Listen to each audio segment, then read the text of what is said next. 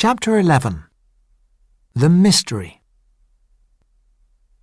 Did Charles Bravo kill himself, or was he murdered? After listening to everyone's story, the coroner came to a decision.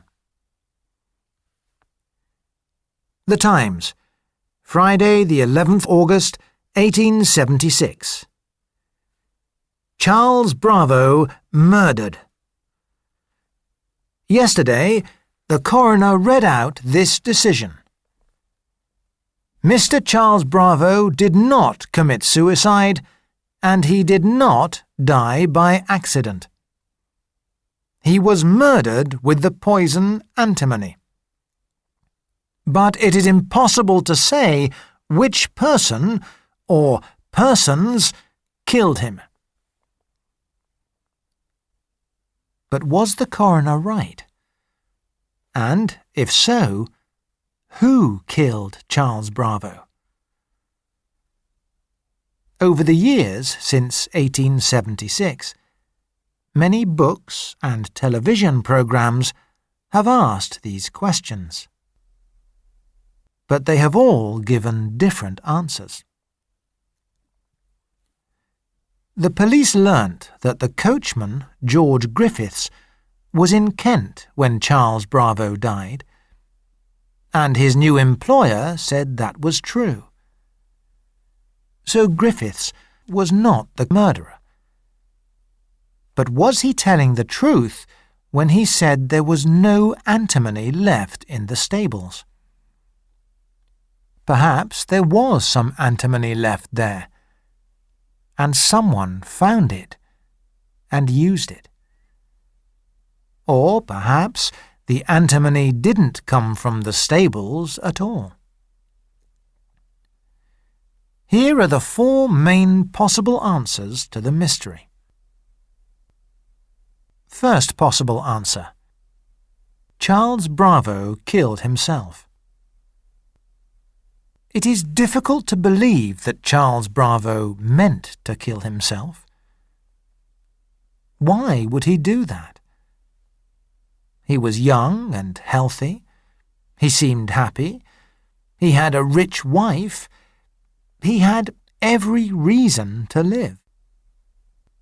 And to die from antimony is a very painful, horrible death. But perhaps he killed himself by accident. Is that possible? Think about it. Charles Bravo was not a very nice man. He married Florence for her money, not because he loved her. He hit her when she argued with him. She drank a lot of wine, and he didn't like that. Maybe he found the antimony in the stables and put a little in her wine to stop her drinking. After all, Florence did that to her first husband. If he was using antimony in this way, perhaps he put some antimony in his water bottle by mistake, then forgot about it and later drank from the bottle when he was thirsty. Mrs. Cox said he told her, "I have taken some of that poison." Did he really say that? And did Mrs. Cox know which poison he was talking about? Probably not. She told Dr. Harrison he had taken chloroform. But then, if Charles knew he had taken antimony by mistake, why didn't he tell the doctors about it? "I only took laudanum, nothing else," he told them. And laudanum didn't kill him. Second possible answer: Dr. Gully killed Charles Bravo. Dr. Gully loved Florence. He wanted to marry her. He hated Charles Bravo, and he was worried and angry when Jane Cox told him that Charles sometimes hit Florence. Did Dr. Gully write that letter to Charles Bravo saying, "You don't love her, you just wanted her money, that's all"? Charles Bravo certainly thought so. Dr. Gully certainly wrote to Mrs. Cox and sent her medicine for her mother. He was a doctor. He could easily buy antimony if he wanted. And maybe he thought, if Charles Bravo is dead, then Florence will come back to me. But then, how could he get into the house and into Charles Bravo's bedroom to put the poison in the water bottle? No one saw him there. He hadn't been inside the house for months. But perhaps he did buy the antimony. And perhaps another person put it in the water bottle. Jane Cox, perhaps? Or Florence? Dr. Gully lived until 1882. The last years of his life were unhappy.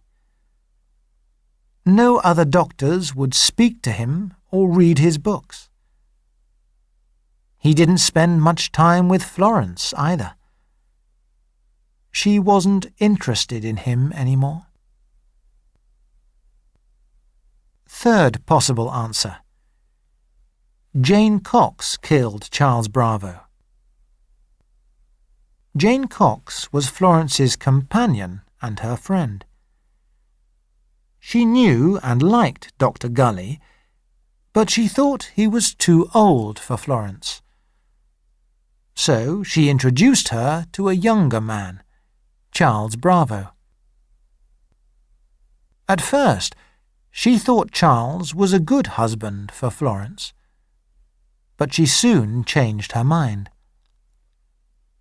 He was angry and unkind. He hit Florence when she argued with him. He got rid of many servants, and he tried to get rid of Jane Cox too.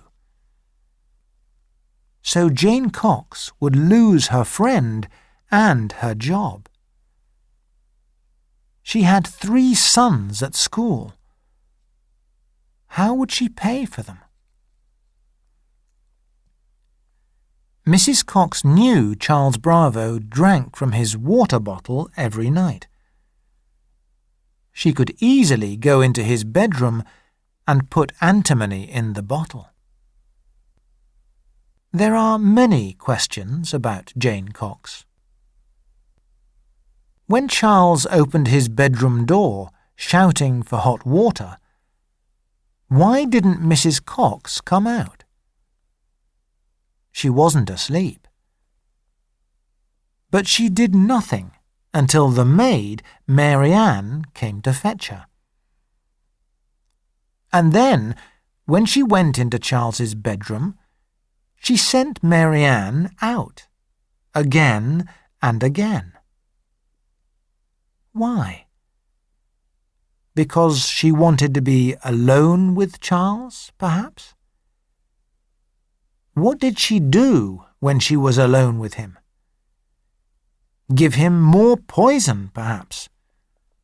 Burn the rest of the antimony on the fire. Clean out the water bottle to make sure there were no grains of antimony left inside.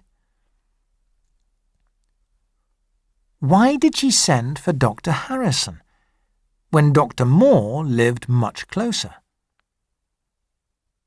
Was she telling the truth about what Charles said to her? Some people say that Mrs. Cox did it because she was afraid of losing her job. She was a poor widow and needed the money. But there is a problem with this, too. Jane Cox's aunt, who lived in Jamaica, was very rich. And her aunt was dying. a month before Charles Bravo died, this rich aunt had left all her money to Mrs. Cox's sons. So Jane Cox didn't really need a job anymore. And after Charles's death, she stopped working for Florence. She took her sons to Jamaica and lived in a big house there. She was a rich lady and died in 1917, aged 90.